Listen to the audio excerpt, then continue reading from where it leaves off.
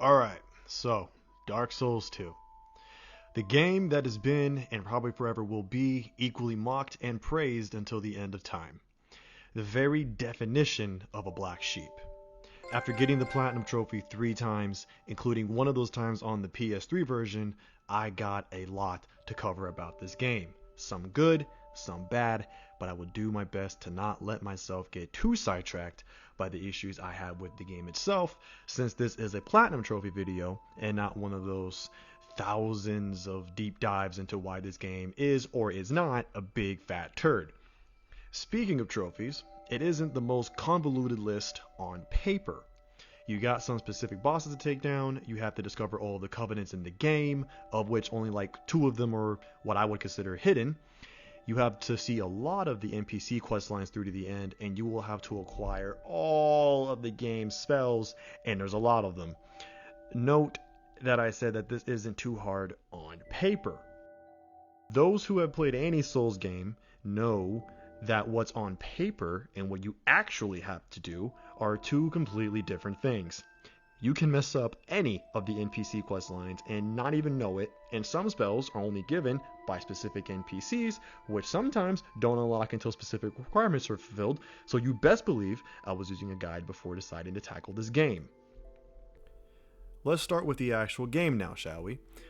The game starts with a cinematic that goes on for like 1,000 years, which basically tells you absolutely nothing about the game. No, seriously, like nothing really happens or gets shown except a pretty decent shot of Dragon Airy, but that's it. I'm like 1 minute into this game already, and I am already upset. When the game finally starts for real, you eventually get to a hut with some old retired firekeepers inside who don't really do anything except use the power of fire to throw some sick burns at you. Oh my, your face. I'm not even joking about that. You just stand there silently while they just tell you that your journey is useless, that you're useless, your dog is useless. Like, yo, I don't even have a dog. After getting roasted like the crispy skin on these old hags, you get to name and create your character. I choose the name Platypus for obvious reasons. At least you know your own name. And then go with the Night class and take the life ring as my gift because I'm a basic bitch. Upon doing that and getting my human effigy from the firekeeper, I soon get my first trophy, Self-Recollection. After lighting the game's first bonfire, I begin the tutorial area. While this game doesn't have the standard surprise boss fight like other games do, I did feel that the game's tutorial did a better job at getting players up to speed with how some of the mechanics work in the game than DS1 did. I soon make my way to Majula, and, well, goddamn, this is one beautiful area. I know it has been said a bunch of times to death, but if there was just one thing that Dark Souls 2 did well, and possibly better than any other game in the series, it is Majula. I know Firelink has the legacy, but Majula will always be better in my opinion. The sun-kissed vista married with the much more open space really makes it feel like a safe haven and a place of refuge. And it's nice that there's already a decent amount of NPCs here that we can speak to. Speaking of, we go and speak to the residential cutie, Emerald Herald, to get our Estus flask from her, go looking out baby girl, and get the ability to level up through her. After we finish staring at her for an uncomfortable amount of time, we go to the statue where the recurring crestfallen soldier, Soldan, is sulking. After speaking to him for a bit, he offers us to join the covenant that he's a part of, the Way of the Blue. After getting this offer, I get my next trophy, Covenant of the Meek, and then proceed to join his group. With Majula being pretty spread out, there's a fair bit of things that we can grab. After speaking to the other characters in Majula and running around the area to grab some loot, I proceed to the next area of the game, Forest of the Fallen Giants. This area has pretty much just a bunch of hollows and that big boy over there, so I mainly just mow down everybody in my way until I get to a giant metal door to meet our next NPC, Melentia. This woman is actually pretty important early on because she sells some key items, namely the Leningrass key, which will allow us to upgrade equipment, a Pharaoh's Lockstone that we can use in this very level, and a Fragrant Branch of Yore, which is a key item that we'll need throughout the game, of which there are only a very few of. But this is all going to cost me a lot of souls, so it's time to bust out the straw hats because we're going farming. For my farming session, I did some on camera and a lot of it off camera. As part of the on-camera farming, I went back to the earlier bonfire and took out the hollow since they are all grouped together very closely, and there's also the ogre there. Even though he's much tougher to fight than the measly hollows, he provides a lot more souls, so I decided to take my chances with him. Even though I did eventually manage to get a good rhythm going for taking it out, that wasn't before it killed me a couple times first. But that's okay, because upon the first time I'd died to it, it actually got me my next trophy. This is Dark Souls for dying for the first time. After a lot of farming, I eventually come back to Valencia with the souls needed to buy what I need from her. And then from here, I got back on the main path, blow up the wall to create a shortcut for the bonfire, and then attempted to take on the pursuer early on the upper platform. I got about a little more than halfway with him, but unfortunately I ultimately died to him. Continuing on, I eventually speak to a new NPC named Pate. He informs me that there is a treasure just beyond the gate, but that it'll lock behind us. No worries, because I know a 4D chess move to circumvent this by climbing a nearby ladder and entering the back entrance. After clearing out the enemies and grabbing all the loot, I go to speak to Pate again. He gives me an item that is for online play, and then I leave him be. After clearing out the rest of the level, I go back to the area with the giant wooden structure so that I can get into a small cave and find Kale the cartographer inside. I exhaust all of his dialogue so that he can give me the house key to open the big house in Majula and also to make sure he goes back to Majula. I then leave him be and make my way to the first boss arena. Near the boss fog, there's a summon sign for Pate. Now, for a fair number of the bosses in this game, I will be bringing along summons with me. For some, it is required that they come along for their quest lines. For some others, it was because I wasn't entirely sure if I needed to for a quest, so I brought them along to be safe, and for others, it was just for shits and giggles. Pate falls under the not being sure category. With Pate in tow, I begin the game's first boss, the Last Giant. It's a pretty simple fight, even with him ripping off one of his arms for some reason, and he goes down pretty quickly. With it dead, I get my next trophy, Last Giant. Time for a quick aside on what I think this game does better than both Dark Souls 1 and Demon Souls, and that is exploration. I know, most people play games within this genre mainly for the boss fights, the magnificent boss fights with all the gravitas and the epic scores and all the hoopla. But there are a good amount of people who come into these games for the journey in between those major fights, to explore overlooked areas, find secrets or well-hidden parts of each area, and fully uncover every nook and cranny there is to find. I say this because after defeating the Last Giant, I also got a key that allows me to access a few additional areas that were previously locked off before. And amongst them is an entirely separate side area where you can fight additional enemies and even find a phantom of the Katarina Knight, or aka the Onion Knight from DS1. This is just one example, but there are plenty of areas that are just begging to be explored for those that choose to do so, and I have to say that this is what I was most impressed with after finishing the game. After the forest is done with, I go back to Majula to take care of a few things, and then head out to our next location, Heide's I don't know how to say it right. Heide's Tower of Flame. I don't know. After I farm the hell out of the enemies that are in this area, I decide to humor myself. The boss that I'm supposed to go after is good old Slippery Feet himself, the Dragon Rider. But I know that the old Dragon Slayer is literally right next door, so I decide to see if I can actually stand a chance with him. After the Guardian Dragon clone is taken out, which by the way is not in the PS3 version, I kit up and get ready to take him on. And to my surprise, I was actually able to defeat him, despite me having a very underleveled weapon. I can't say for sure if my soul level was too high due to the grinding I did back in the forest, but either way, I took him out. I didn't speak to Targray just yet, as I didn't have the item needed to talk to him, but I did light the bonfire in the cathedral for later, and then made my way to the Dragon Rider.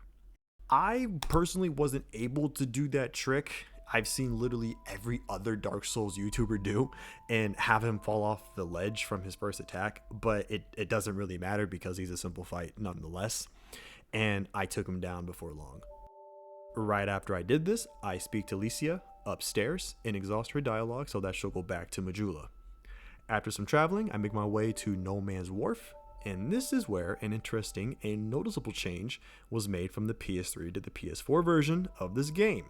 So, if you happen to be like one of 8 people who have a PS3 still, and you might be asking yourself, which version of Dark Souls 2 should I platinum?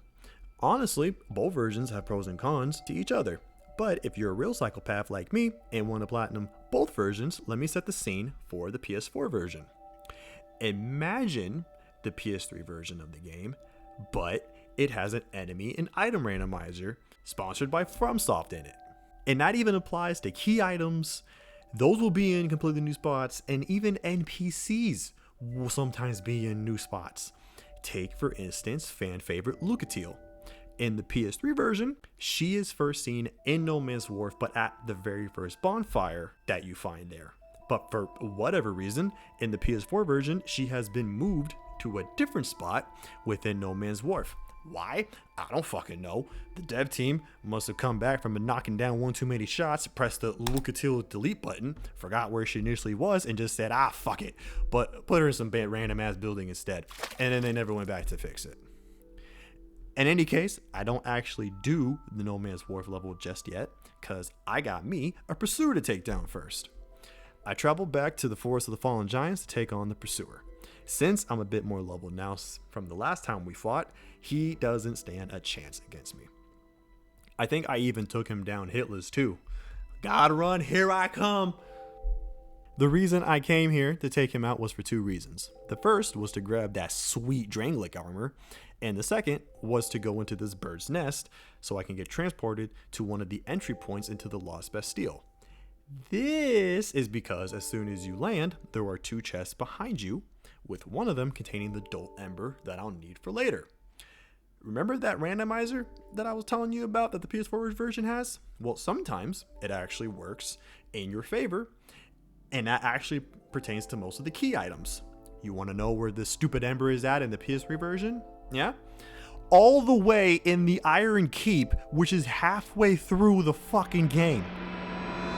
I make my way through this area, fight the Pursuer again, get cursed because I didn't realize I was fat rolling, get the antiquated key, and then spoke to Lucatiel here. Now I believe you are technically supposed to speak to her first in No Man's Wharf, but fortunately her questline sequence doesn't get broken up if you speak to her first here instead. I take out the enemies ahead of me after this, roll the barrel down to open the hole into Macduff's workshop, and give him the Dull Ember. Also, why is Macduff so weird, man? With the Dull Ember delivered, I go back to No Man's Wharf to begin clearing out that level. I find Lucatiel chilling like a villain inside a building and talk with her again. I also find a new NPC named Carhillion of the Fold here. But since my intelligence isn't high enough at the moment, It remains dim. he won't speak to me. Well, you know what? Fuck you too then. I'll just go and talk with someone who is respectable and dignified, like my boy Gavlin here. Aye, Gavlan. See, this is someone who understands me. And by that, I mean he understands that I got a ton of shit in my inventory that I don't want, and he will let me sell it to him. I later find Lucatiel's summon sign and summon her for the upcoming boss battle, and then proceed into the ship I beckoned earlier to take on the Flexile Sentry. Lucatiel needs to be a part of this fight and also has to survive it, but this boss doesn't prove to be a major issue and he goes down before too long. After it's dead, I go to the next level of the ship, grab the Pyromancy Flame, and then sail to the other entry point into the Lost Bastille. After I light the bonfire that's here and take out the enemies in the courtyard, I get surprised by the Pursuer. Again? Wait, again? Bro, leave me alone. With all the enemies dead, I proceed on with the rest of the level. Before I can begin the final stretch to the boss in this level, I have to first unpetrify this random ass enemy that is in my way. This was one of the additions put into the PS4 version, and I can't for the life of me understand why. None of these petrified enemies are in the PS3 version, so I do not know why they were put here. And this isn't even the only time this happens either. Like, why? No, seriously, someone better fucking tell me. Before the boss fight, I decide to summon Pilgrim Belclair because I like giant battle orgies, and proceed to the Ruined Sentinel fight. Despite there being 3 of them, one of them can be taken out solo, and then it becomes a 2-on-2 fight. With Belclair helping, her and I take out the Golden Trio before too long. Oh, and before anyone goes into the comments, I did make sure to fully explore and uncover pretty much all of the secrets and all of the levels while I was recording. Most of them you won't see in this video, but don't worry, I did do my homework. I did do my exploring. And then, for instance, I opened up all of the illusory walls in this little area, of which there are freaking 5 of them. Yes, I did open all of them. Do not worry. Right after lighting the bonfire, I go down a ladder nearby and come into an area with... Is that the Pursuer again? I swear, this guy is turning into the Seto Kaiba of Dark Souls 2. You triggered my trap card! I ignore the Pharaoh's keyhole down here for now and go back upstairs to carry on. I grab the Bastille key from behind some barrels and then proceed to pop a blood vessel, because you know where this thing is in the PS3 version? It's behind the Belfry Gargoyle fight. You know, the worst one. I hate this game. As I continue my way in this level, I open up 2 additional illusory walls and I get greeted by the Pursuer again. Bro, have you not heard of Stranger Danger? After fighting the Pursuer for hopefully the last time, I make my way into the Sinner's Rise. This is a pretty short level, but surprise, there's a Flexile Sentry. He's back and he's way tougher than the last time you fought him, which is very odd given he's not even a proper boss now, but whatever. With him down, I clear out the rest of this little level and summon Lucatiel for the upcoming boss fight. Just like before, she has to live through this fight as well. Speaking of, we actually come across our first Great One boss fights, the Lost Sinner. I'm not even going to get into my issues that I have with how the Great Ones are presented in this game, but I'll just say it sucks. Because I ignited the gas beforehand, I actually get to see this boss, and between Lucatiel and myself, she goes down without too much difficulty. After she's gone, I go and light the first of 4 primal bonfires and get the trophy Sinner's Bonfire for doing so. Back in Majula, I get my intelligence to a higher level and go back to Carhillion and exhaust his dialogue so that he'll go back to Majula. Speaking of Majula, I go back on the route that would lead to Heide's tower to find Licia there. I have her open up a new pathway that leads to the next main path of the game. On this path, I find a new character named Falcon. I leave him be for now and make my way through the next area called Huntsman's Copse. Cops? I don't know. I thought it was corpse for the longest time.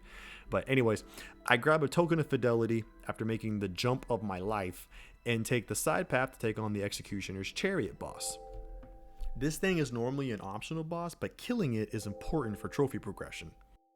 After taking down the twin-headed horsey, there is a new character by the bonfire upstairs. I can't speak to him now, but I light the bonfire to come back to later. With that distraction taken care of, I get back on the main route and soon find the undead lockaway key that I use to open the little hut a little ways back that has someone named Creighton in it. I talk to him and fully exhaust his dialogue to get my first gesture, Fist Pump. Bring out Fist Pump! Let's do it! It was at this moment that I realized that I had been forgetting to collect gestures so far this whole time. Whoops. No worries though, as I can get them later. When I get to the boss fog of this area, I summon Creighton because we're now best friends forever, and begin one of this game's many throwaway bosses, the Skeleton Lords. They're literally just 3 pretty weak skeletons that upon their death release a few even weaker skeletons. With them dead, or deader in this case, I enter the next area, Harvest Valley, and soon meet another NPC, Chloanne. She is actually one of the better NPCs you come across, as she sells Titanite stones, and her stock actually gets better as the game progresses. For now, I just exhaust her dialogue, so she'll go back to Majula. The first area with it has a little cave that is actually hiding our boy Gavlin. We speak with him and get rid of our junk for some extra souls and continue with the level. After lighting the bonfire, I decided to do some off-camera grinding before proceeding further, since I had discovered a pretty good spot to do so. When I finished the grinding, I came upon a broken statue, which is actually the location of our next covenant. By interacting with the statue, I grab the Praise the Sun gesture, join the covenant, and get my next trophy, Brilliant Covenant. I soon get to the flooded poison walkway area, and after traversing it, I find Lucatiel, who seems to be pretty unbothered by all the poison around her. I exhaust her dialogue and get back on the main path, and soon get to the next boss, the Covetous Demon. I think I also did this boss hitless as well, but it is the Covetous Demon, so that isn't really saying anything. With this giant worm with arms dead, I can enter Earthen Peak proper. Despite this area not being really all that big, there's actually a decent number of important things that happen here. First, I did light the windmill to empty the poison in the boss area for later. I then find our next NPC, Gilligan, who has just the weirdest dialogue, I think, out of any NPC, even Macduff. And that guy literally just says, "Oh, flame," 87 times. Dear flame. But Gilligan is important because he can set up ladders for us, which we can make use of both in this level and later in Majula. We make sure to get the prostration gesture from him and then exhaust his dialogue so that he goes back to Majula. We also find Pate here, and after he gives us his entire armor and weapon set, he once again tells us of treasure that we can get, but we have to be careful. Also, and this is literally just dawned on me as I wrote this, but is Pate supposed to be the fill-in for Patches in this game? Is Pate Patches? The plot thickens. When I open the couple of chests that he spoke of, I speak to him again to have him congratulate me, and then I carry on my merry way. Before starting the next boss fight, I first summon Jester Thomas, as he is a pyromancer, and fire is actually strong against the upcoming boss. Then I go through the boss fog and proceed to take on Mitha, the Baneful Queen. She is actually one of the few really cool bosses in this game. In my opinion, this game doesn't really have a lot of inspired or like awesome bosses, but she is definitely one of the good ones for sure. Between my power and Thomas's fire attacks, she goes down without much trouble at all. With her out of the way, I now have access to the next area, Iron Keep. But before I start the level, I take a small little detour to the things betwixt and finish the tutorial area. After I take out a few basilisks and then a couple ogres, I approach the coffin, but our old pal Pursuer's here again. When will you learn, man? After getting the game's most OP weapon of all time, I travel back to Iron Keep to begin the level. Early on, I come across a new merchant named Magarold. He can't go to Majula, but he sells important stuff for us and will be important for another reason later on. I put on the fire, or more so I put out the fire in the central flame room in the next area so that I can grab the loot inside, summon Best Girl Lucatiel again, and go to the boss fog to fight one of the game's best bosses, the Smelter Demon. With 3 distinct phases, a dope-ass design, and hard-hitting nature, this boss really leaves a good impression. But the combined might of Lucatiel and myself are able to overcome it, and the beast goes down before too long. After resting at the bonfire, I actually go back to the Smelter Demon spawn area to find... Did you guess the Pursuer? Did you guess him? Because that's who it is. At least this one is actually useful for once, because this one will drop the Ring of Blades +1, which will increase my physical attack, so I will definitely take that. Thank you very much. After traveling for quite some time, I finally get to the end of this gauntlet of a level and pull a lever that stops the flames coming out of the statues throughout the whole level. This allows me to grab the iron key from back at the start of the level. With the key in hand, I go back to the bonfire next to the lever that I pulled and proceed to the boss. I go through the boss fog, and what do you know? This is actually the game's next major obstacle, the Old Iron King. Despite his gigantic size and imposing figure, he's probably the easiest main story boss to take down. Literally just a few dodges and a few weapon swipes later, and he'll be down before you know it. And just like with the Lost Sinner, there is another primal bonfire, and once I light it, I get the trophy, Iron Keep Bonfire.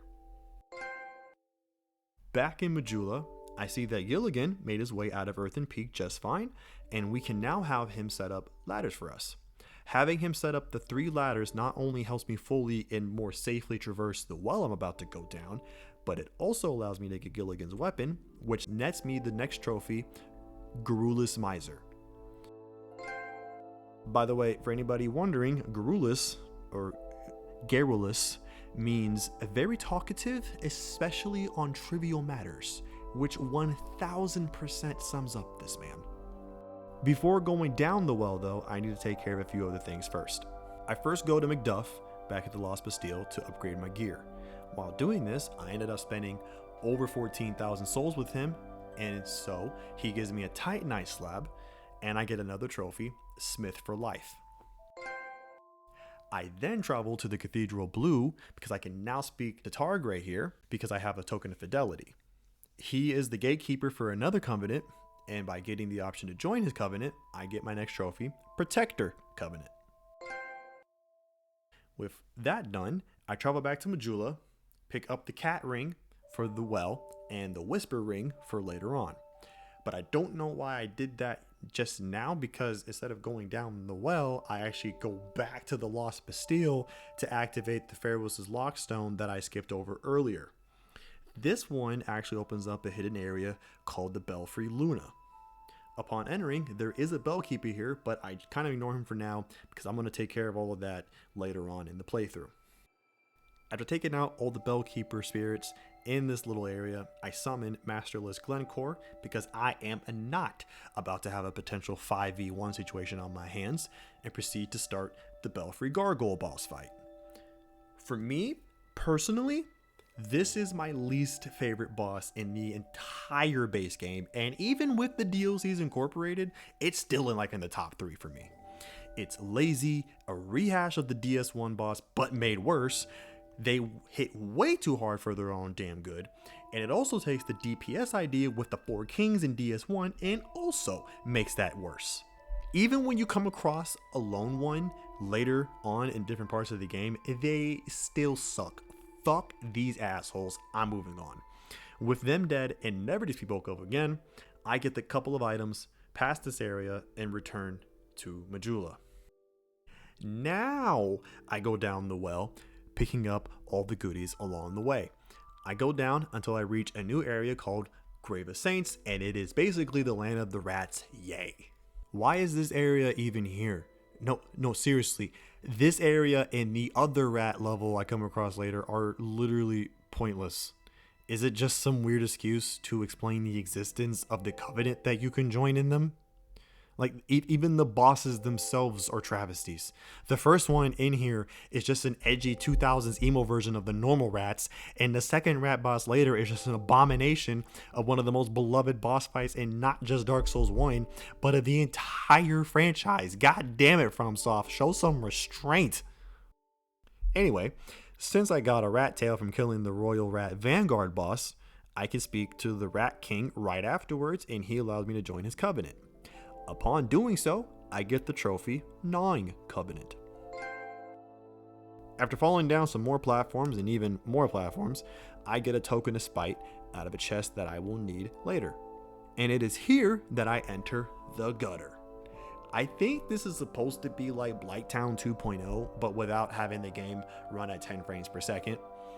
I know some people have issues with this area, but honestly, I don't really mind it that much. And that's mostly because the majority of the enemies here are just unarmored hollows who go down in 1 or 2 hits. After I get through the gutter, I immediately enter the Black Gulch, and it is this area that I feel is the real Blighttown 2.0.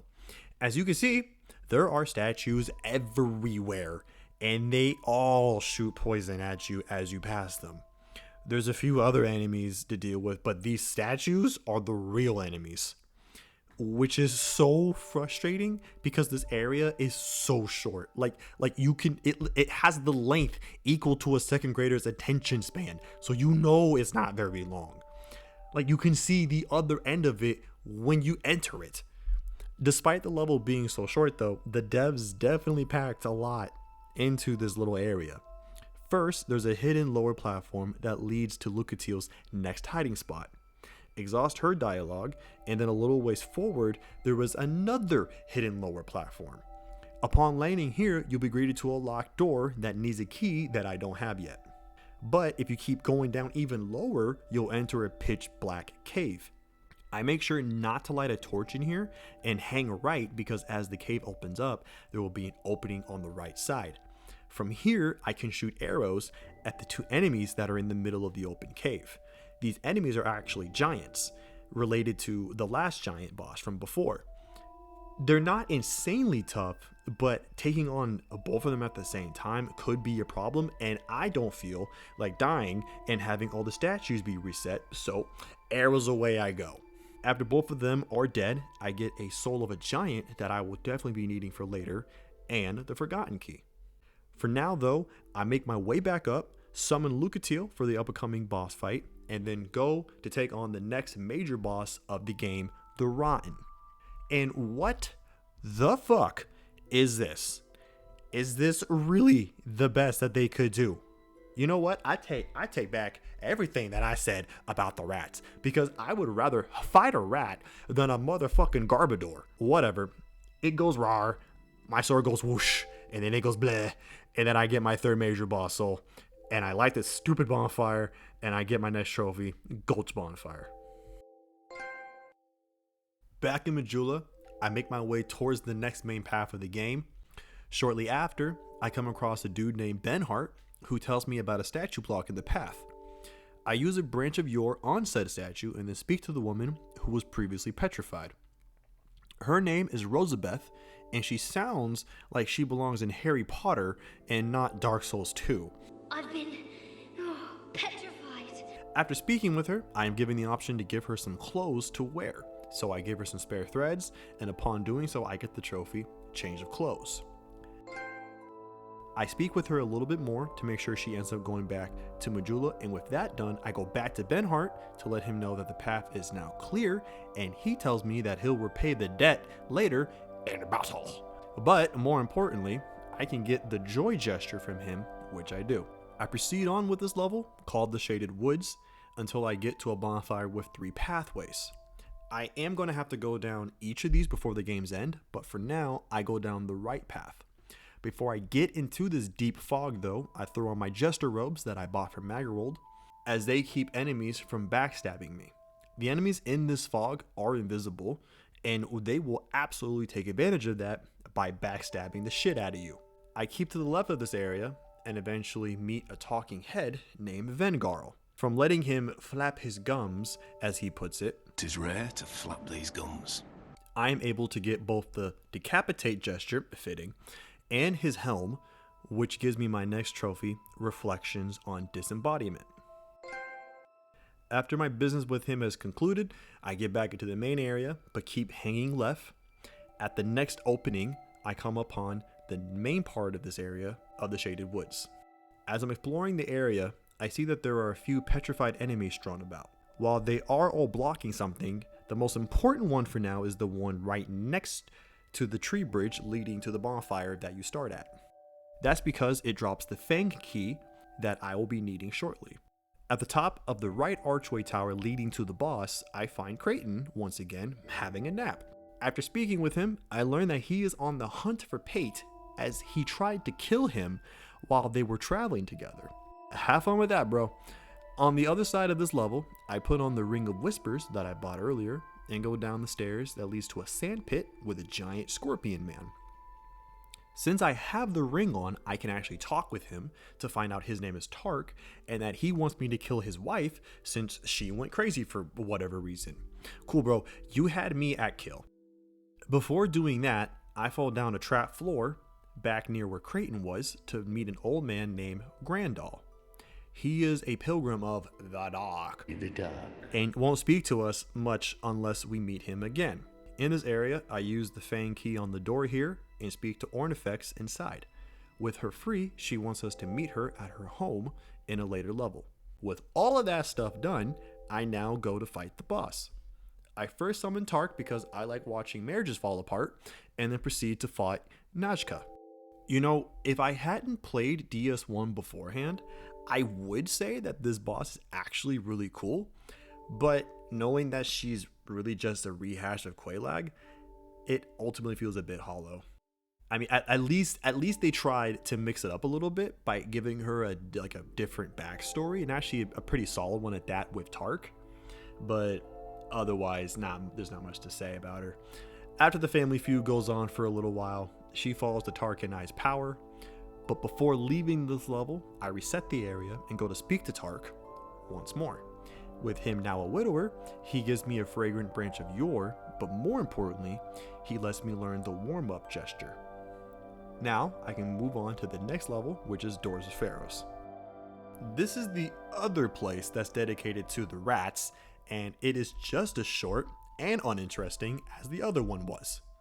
Humorously though, when I first got here, I wasn't able to hurt the enemies. I didn't realize that the enemies in here won't harm you if you're in the Rat Covenant, and it took me longer than I care to admit to figure this out. But on the bright side, while I was trying to fix the problem, I ended up going back to Majula and I got the trophy Gathering of Exiles for bringing all available NPCs into Majula. Because I ended up getting this trophy, I actually remembered that I needed to go talk to Salden because he has the welcome gesture. After changing covenants, I go back to the Doors of Pharos and run through the level because it takes literally 5 minutes to do. The only thing of note is that our homie Gavlin is here, and this will be his permanent spot for the rest of the playthrough. With this level done and all of my tat disposed of, I enter the next level, Brightstone Cove, Tisodora. This level is actually one of the bigger ones in the game, but the second half of it is not kind of those with arachnophobia. I clear all the enemies in the first half of this level, and just before I go through the boss fog, I go back to one of the tents at the start of the level and summon Benhart. Similarly to Lucatiel, he has to survive this fight, but that will not be a problem for the boss we're about to fight. This game has the chronic problem of putting completely pointless bosses just for the sake of it. And this is one of the most insulting examples. Prowling Mages in Congregation is the next boss, but in reality, it is a bunch of normal enemies you've already seen or will fight later on, all grouped together to form some kind of a boss. You might be thinking there's some kind of trick to this, but nope, just this. With the not actually a boss down, I proceed with the second half of this area. And this part of the level is basically what would happen if FromSoft found themselves at a Value Village in Ohio somewhere, went to the giant spider section and politely asked the employee that they would like their entire fucking stock of them. There are spiders everywhere. For the poor souls who are deathly afraid of spiders, I am so sorry for you. Spiders aside, there's actually a decent amount of other activity that takes place in this part of the level. The first thing to note, I helped Creighton kill Pate. I feel like I should kill Creighton too, because he's giving me bad juju, but I let him go and just be fine with killing Pate. Also in this level, I find Ornifex in her home? Bird Lady, why is your home in the land of the spiders? Like, you do know there are literally 16 spiders and like 3 mummy wizards completely surrounding you, right? Like, right? When I finally make my way to the boss gate, I bring along Ashen Knight Boyd because why the hell not? With a boss gate this big, this must be the next major boss to defeat, and hey ho, it is. And surprise, is a giant ass spider. I never would have guessed. Okay, wait, hold on. Okay, hold on. Rewind. Let's go back to Majula. Emerald Herald, you and I need to have some words. You told me that there were 4 great ones that I needed to defeat. But you mean to tell me that the 4 great ones consisted of a blind lady who's literally no taller than me, a giant lava demon, a trash bag come to life, and a spider. You know what? No, fuck this. I'm going home. No, fuck this stupid game. We're the stupid fucking bosses. Fuck this shit. So I just started slashing, and Frasier went down, and I got my 4th major boss soul. After killing the Duke for literally no reason, I go to light the bonfire, but get blasted away by an amalgamation of branches and... I talk to him for a bit to make him go away, and then finally light the bonfire and also get the trophy, Brightstone Bonfire. I then make my way to the Undead Purgatory and talk to the NPC who's residing here. His name is Tichy Gren and is basically the renegade counterpart to Targray. He is the gatekeeper for his covenant, and he won't talk to you unless you have a token of spite. After answering yes to all of his questions, I get the opportunity to join his covenant, which also nets me another trophy, Sanguinary Covenant. After I do this, I travel back to the Shaded Woods to continue the journey. The first time I came here, I took the right route. This time, I'll be taking the left route. This path leads to the Shrine of Winter, which can be opened in 2 ways. The first is by defeating the 4 Great Ones and getting their souls. The second is by accumulating 1 million souls multiplied by the number playthrough you're on. So in the first playthrough, you would have to have earned 1 million souls, and in on playthrough 2, you would have to amass a separate 2 million souls, and so on. I say this because I want you to remember this second condition. After passing through the shrine, I eventually make my way into the location that the Emerald Herald has been hyping all game long, Drangleic Castle. And speaking of the Herald, there she is. Immediately after I gain entrance into the castle, I find a ghostly NPC named Chancellor Welliger, which for some reason I always default to calling him Wagner, and I have no idea why that is. I exhaust his dialogue, which allows me to get the "this one's me" gesture from him and move on forward. This son of a bitch will be important later in the video. Mark my words on that. Speaking of his dialogue, if you care to listen, he actually gives some very important backstory for why this game's entire plot is even happening in the first place. Soon after lighting the bonfire and fighting a bunch of ruined sentinels, I fall down a trap floor to find Grandal once more. He acknowledges our second meeting, but still isn't ready to talk to me further yet. Getting back to the room with the ruined sentinels, I keep making my way through the castle. Not too long after this, I come face to face with Queen Cassandra herself, and yo, why are you so tall, lady? By talking with her, she tells us where her husband is and that we should go see him. She also doesn't seem to be all that upset that her husband, the king mind you, is no longer around. I guess we'll have to find out more on that later. In any event, after speaking with her, we get to the next boss fog, which is just around the corner from the queen. I summon Pilgrim Belclair because I heard she likes to party, and we begin the fight with the Dragon Riders. But this time, he brought a friend who starts to fire shooting arrows from a pillar. Even with 2 of them on, they are laughably easy for how far we are into the game, and they both go down with ease. With them dead, I get to the next bonfire where I find our old buddy Benhart taking a quick power nap. After chatting with him for a bit, I later fight another Executioner's Chariot, which by the way is also not in the PS3 version, and a hated Belfry Gargoyle. I ride up an elevator so I can get the key to King's Passage to open the door below. After summoning Benhart to progress his plotline, I go through the boss fog to take on the Looking Glass Knight, and god damn, this is a sick ass boss. For how uninspired a lot of this game's bosses are, this one has got to be one of the best designed bosses I've ever fought against. Although it is magnificent, it must go down, and Benhart and I take down the knight, which nets me the Looking Glass Knight trophy. After a very long elevator down, I find myself in the Shrine of Amana. Now I know this area gets a lot of shit for 2 primary reasons.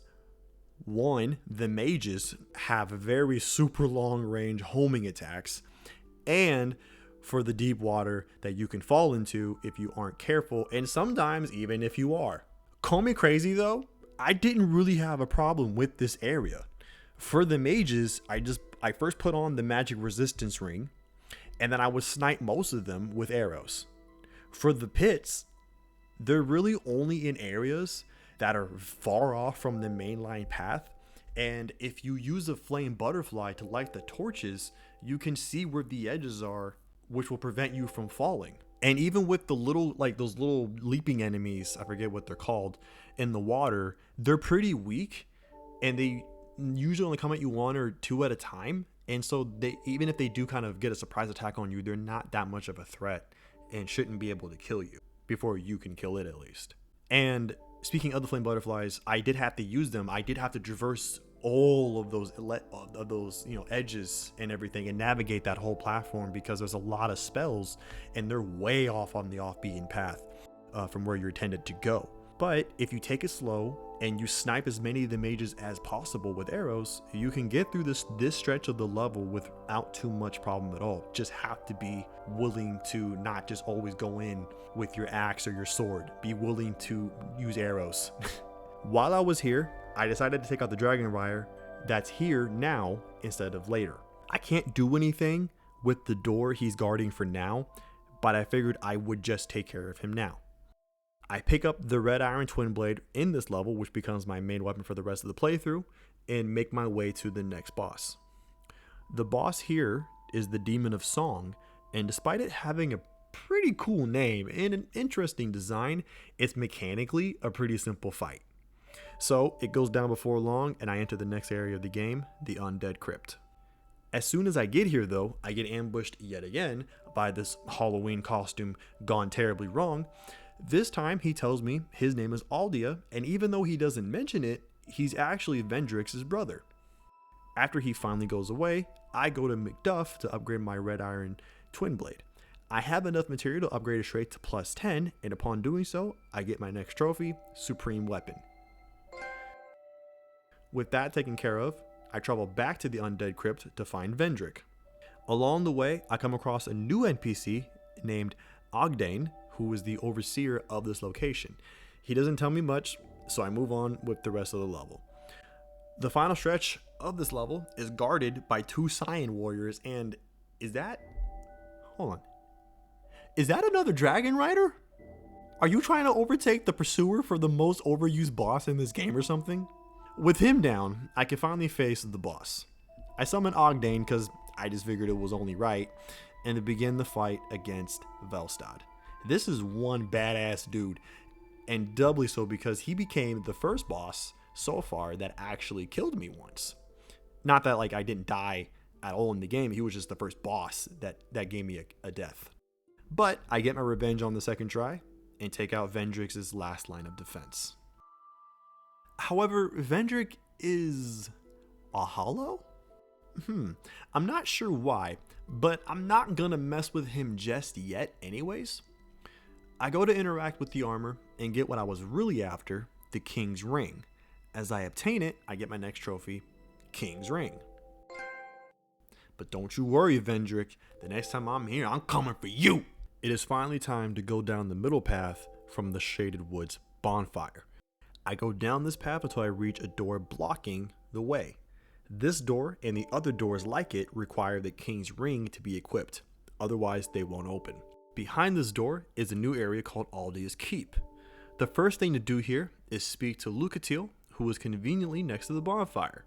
She isn't looking too good, and she seems to know this too, as she asks us to remember her in case she goes hollow, and she gives us her entire equipment set. Upon receiving it, I get my next trophy, Lucatiel, for finishing her questline. This level is actually arguably better in the PS4 version, as it actually makes the keep feel like an actual sinister laboratory that its lore would suggest. What it doesn't change though is the boss at the end of it, the Guardian Dragon, which is one of the easiest bosses in the entire game really, which is so weird given how late into the game this is. Well hey, an easy win is an easy win, and with the dragon down, I enter the next area of the game, Dragon Airy. I pick up the Aged Feather from the Emerald Herald, which is such a great item that could have really been useful in DS1. The way this level was changed from the PS3 to PS4 was in two ways. The first is that there's a stupid petrified statue enemy in my way again that wasn't in the PS3 version. And the second is that there's actually a ladder that you can climb right next to you. This ladder allows you to skip over the entire area. Like, seriously, you can just climb up, go on the zip line, cross the bridge, and then you're in the next area. Boom. In the PS3 version, you actually have to go through the full area, so then you can then later knock down the ladder down below. I mean, it's not really a bad thing because the 3 Guardian Dragon clones are pretty simple.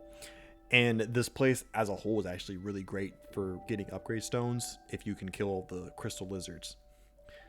But it is just crazy that they just give you a means to skip an entire level for the next gen version.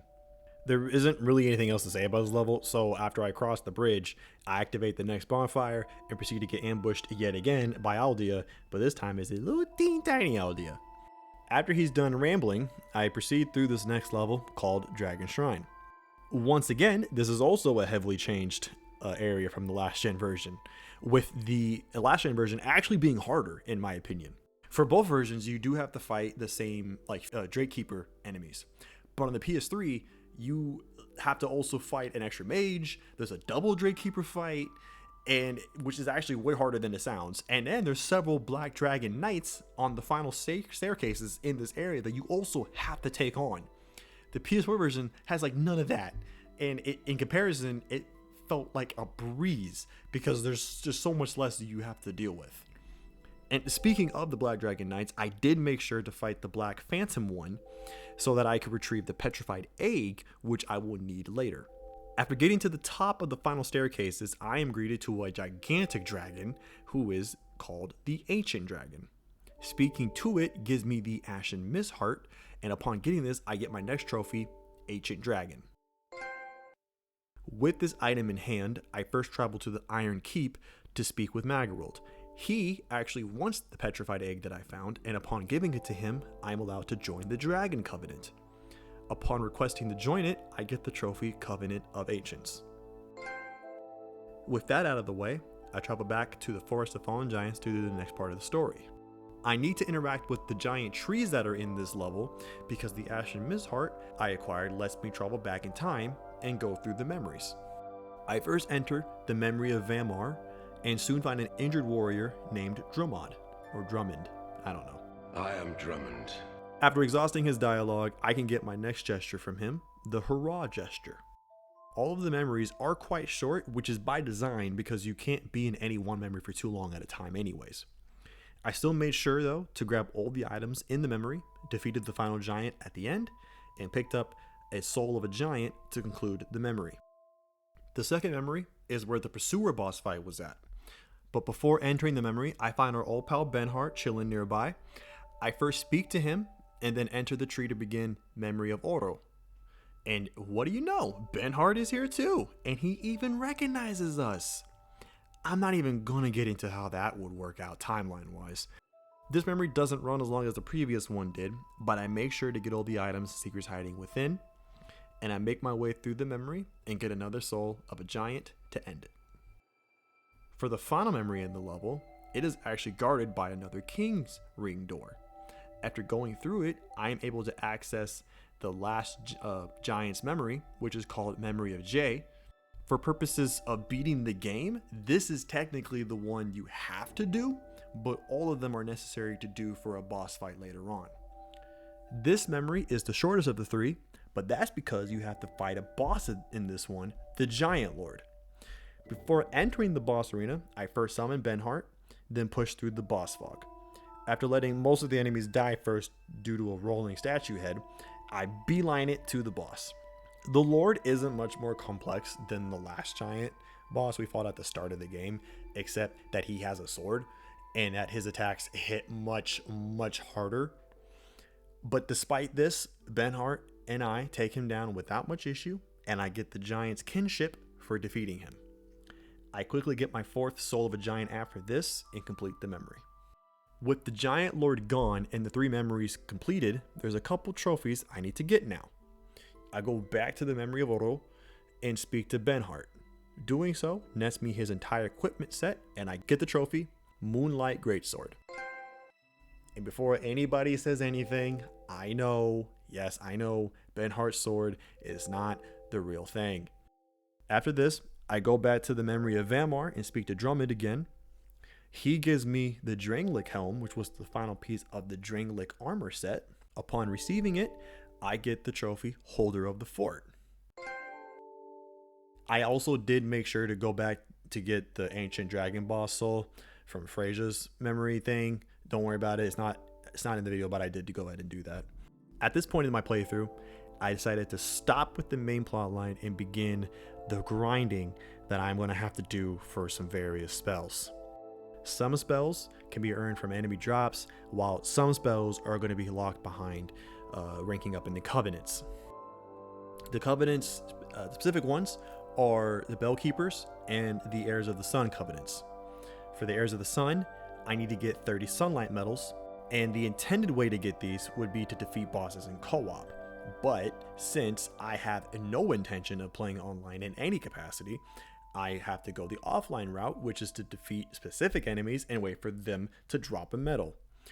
And the enemies I decided to farm were the Falconers next to the Shaded Woods bonfire. The next grinding spot was in the Grave of Saints, where the rats here can drop the Warmth Pyromancy spell.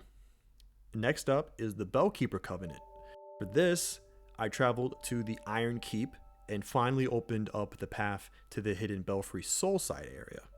Unlike Belfry Luna, there's no boss here, but what it does have is a couple of pyromancies to get, and the offline way to rank up in this covenant are all here. I finally speak to the Bellkeeper here to get the option to join the covenant and also get the trophy Clangoris Covenant.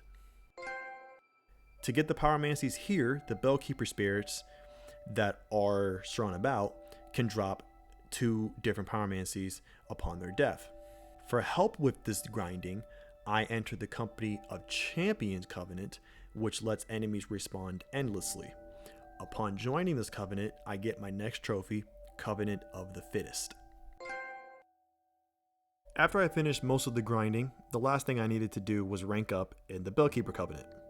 To do this offline, you have to defeat this Mad Warrior Dark Phantom enemy that has a chance of spawning in the Belfry Soul area 30 times. Doing this will get you to the rank needed for the spell. After I did this, I had all of the enemy spell drops or the items that I needed for the covenants. I then made my way back to the Broken Statue for the Heirs of the Sun Covenant and offered all 30 of my medals. This happened to be enough to not only get the spell I needed, but also max out the rank for this covenant, which gave me the trophy Selfless Giver. With all of that tedium out of the way, I travel back to the Dragon Shrine because it's time to destroy a certain ancient dragon. Although there's no indication that is possible, you can fight this thing. And even though it is enormous and any of its attacks have the potential to one-shot you, the fight can actually just be trivialized if you prep yourself beforehand. The only enemy here is really just your patience, because even at a high level, this fight will take a good few minutes. And after said few minutes, this dragon says goodnight, and I say hello to my final Soul of a Giant. Now that I have 5 Souls of a Giant, it's time to go back to the Undead Crypt and take on Vendrick. I told you I'd be back for you! For those who don't know, you can take on Vendrick as soon as you see him, but you'll do next to no damage to him due to the lack of having Souls of a Giant in your inventory.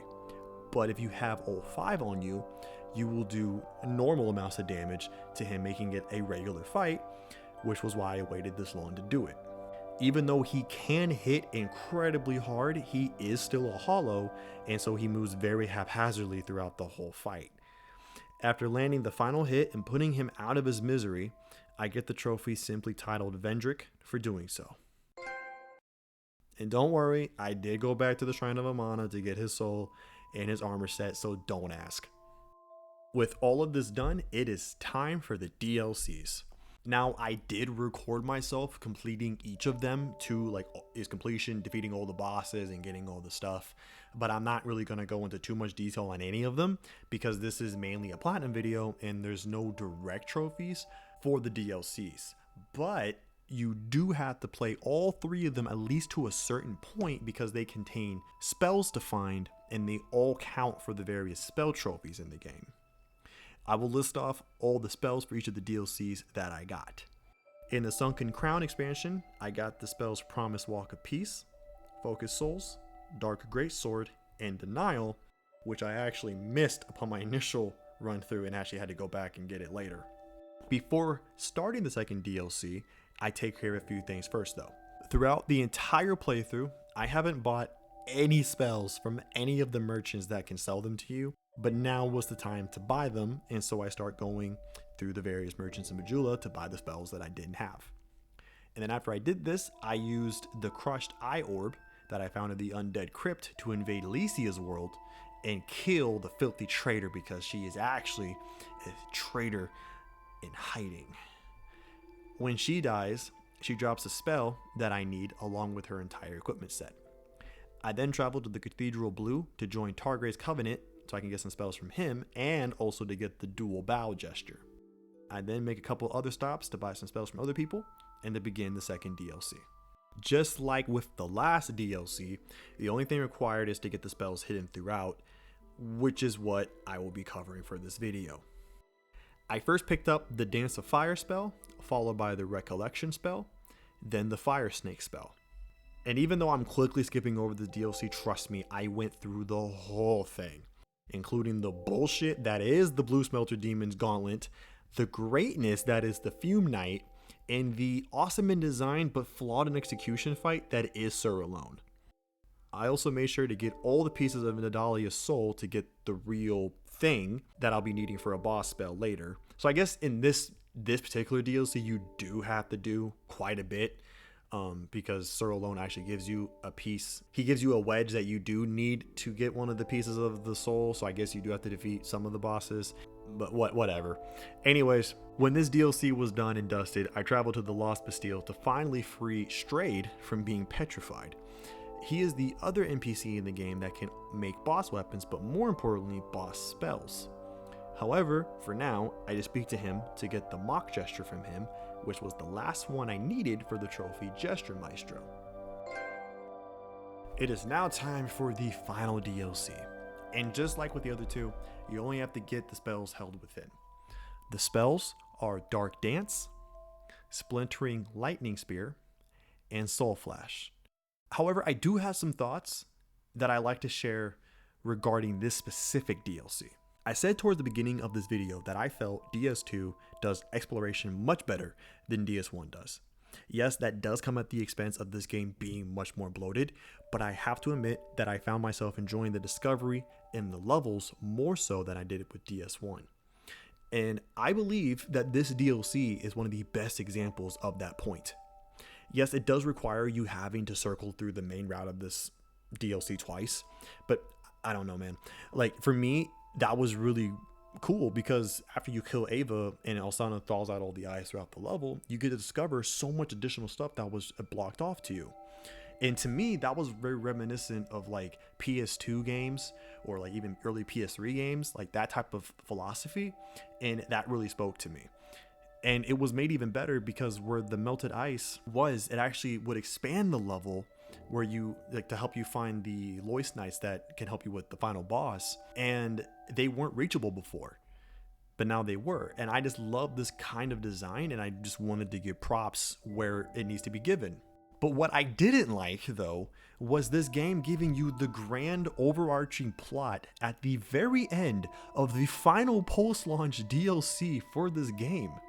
Plot details, mind you, that are partially earned after defeating the final boss, the Ivory King, and then partially given after you grind for 50 damn Lois souls that are only found amongst the enemies you fight in that final DLC fight, which can take, that takes like a few hours at the minimum to get. And by getting them, they allow you to actually speak to Asana face to face without the ice blocking the way up her up the staircases. I mean, yes, it was so great to learn about that Alsana, Nadalia, Alana, and Nashandra are all sisters, and they're actually all children of Manus, father of the freaking abyss from the last game's DLC. But I couldn't help but also be pissed that it took me until I got to the end of this DLC to understand all of this. I had to do all of that, get all 50 of those souls, which again, remind you, took hours. Even with all of the discovery boosting gear, it still takes a long time to get all 50. And I even had to look up some shit on the Fextra Life wiki to fully understand why this whole game was even happening in the first place. Which is honestly a freaking shame, because a plot that revolves around the four sisters who are fragments of Manus that wandered various lands with the intent of finding powerful kings and kingdoms, ultimately just to sabotage them and take the throne for themselves, is fascinating. Utterly fascinating. Especially when one of them defected, ended up loving her king. One of them found a kingdom that was already destroyed, or at least that's what I came to understand. And then two of them seemingly actually succeeded, could actually make for a lot of amazing story threads. But instead, I get a trash bag and a big spider. And even with Nashandra, we don't even find out about her at all until like 75% into the game. And even then, we get the smallest of breadcrumbs to try and make sense of it. Like, I know, I get it. Like, Dark Souls is supposed to be vague. That's fine. That's great. Like, with Demon Souls and Dark Souls 1, those were vague. DS1 was very vague. And I didn't mind it. I didn't really care. You know why? Because at least that game showed me some of the main players in the overarching conflict. Like, that I could at least be on the lookout for. Like, for example, one of the characters you see in DS1's Angel Cinematic is Nito. And even though you may not exactly know why he matters or really what's going on at all, you at least at a base level know that he is someone to look up for. He's something important. And so that when you see him, you can be like, oh shit, like that's the dude, that's the fucking dude. And you at least know that he's important. Contrast with DS2, when do you get shown the Lost Sinner or Frasier? Like shit, like even Emerald Herald doesn't even say their names. Like even like Old Man Serpent guy from DS1 gave me at least some names to look out for. Like, you can give the player some information, like some important plot details, without spoiling the overarching narrative right away. The information that you get from Chancellor Welliger in Draenlich Castle is a great start because it makes you start to put the pieces together. As a matter of fact, I would actually say a lot of the lore stuff from Draenlich Castle onwards is actually really great. Like learning about how the Finitos and Milfinitos come from like Nito, presumably, and all of that. Like that is all fascinating stuff. But it ends up making everything you do before that seem pretty meaningless.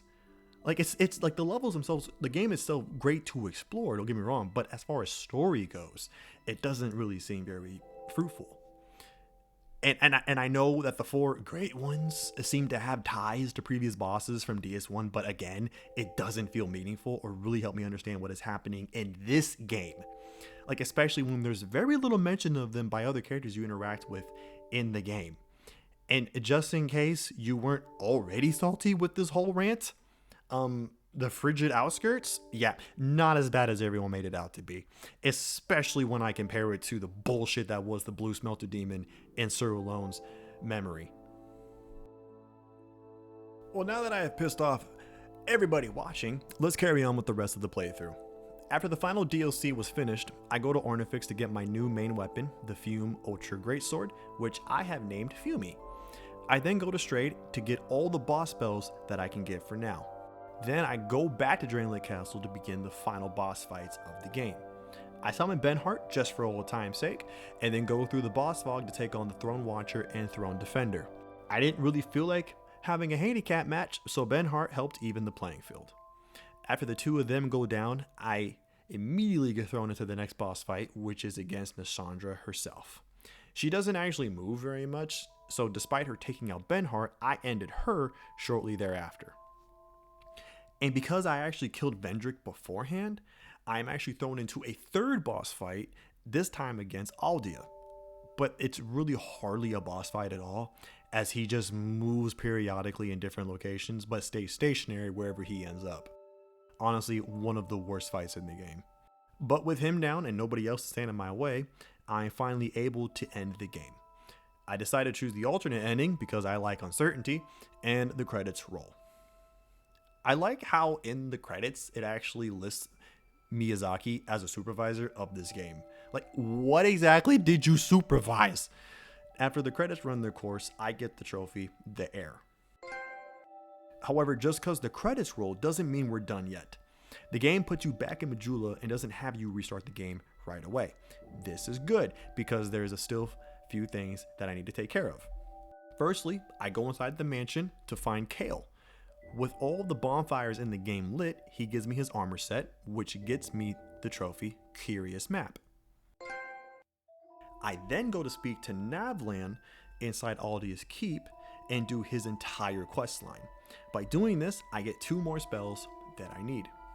After this is concluded, I go to the Iron Keep and then traverse the lava rocks because I now have this gear and everything ready to go for it. And then doing so gets me another spell that I need.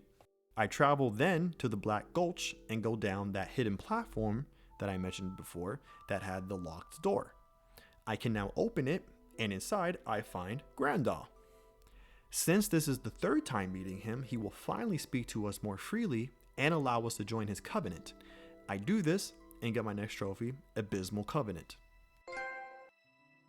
The covenant functions differently than others. To rank up in this one, I have to complete 3 Dark Chasms of Old, which are accessed from the teleporters next to Grandal in each location you can find him. To complete one, you have to defeat all the enemies you come across in them, and then also light a giant brazier, of which there's 1 of each. I do this for each one, not only to rank up the covenant, but also to get access to the hidden boss at the end of the final chasm. Upon completing the final chasm, I am actually teleported to the secret boss, Dark Lurker, who is visiting us from his home in Kingdom Hearts. No, seriously, like look at this guy. He literally belongs like he's in Kingdom Hearts. After defeating him and completing the final chasm for realsies this time, I can get the final spells that I need from Grandal. And it is finally time to start the second playthrough. How you like my playthrough 2 fit? I call it the when you gotta curse a demon by 8 but be at the club by 9 fit. Having done literally all that I can in this playthrough, I begin Journey 2. For both Journey 2 and 3, almost nothing of importance happens, so thankfully I can skip through most of what happens in them in this video. The only thing that is really notable for Journey 2 is that each of the 4 great ones that I fight, I get an additional boss soul upon their death. All 4 of these are needed for getting a boss spell from Strayed. After getting the last one from Freyja, I travel to Strayed and get the 4 spells. And after I did this, I got the trophies, Master of Sorcery and Master of Hexes. But other than that, there's really nothing extra to add in Journey 2. I just go through the game, beat Nashandra again, take the canon ending this time, and begin Journey 3. Remember what I said about the alternate condition to get the Shrine of Winter doors to open? Well, because I was now on my 3rd playthrough of this fucking game, I wanted to shorten it as much as humanly possible, which would mean taking advantage of this alternate condition. And thankfully, I planned ahead on this, and I saved all of the soul chunks that I got in the 2nd playthrough, as well as the boss souls. And after using all of them, I didn't need much more to meet the 3 million soul threshold. So after completely clearing out the Forest of Fallen Giants level with all of my soul boosting equipment on, I actually had enough souls and was able to skip most of the game. Something neat about getting to Dragonlit Castle and through the alternate condition is that you actually get unique dialogue from Emerald Herald when you meet her there.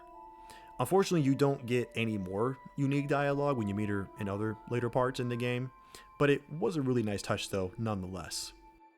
Anyways, this castle is exactly where I need to be, as the Chancellor here is now holding the last few remaining spells that I need for the Platinum. For some reason, this guy will not sell it to you until you get to at least New Game Plus 2. Why? I have no idea. But whatever, I'm here, so it's time to buy them. After buying these spells from him, I get the trophies Master of Miracles, Master of Pyromancy, And finally, the Platinum Trophy, the Dark Soul. I wish I had more to say about this journey, but this video is already too long. This script is too long. This Platinum took way too long. I'm tired. I'm gonna go take a nap now. Fuck this game.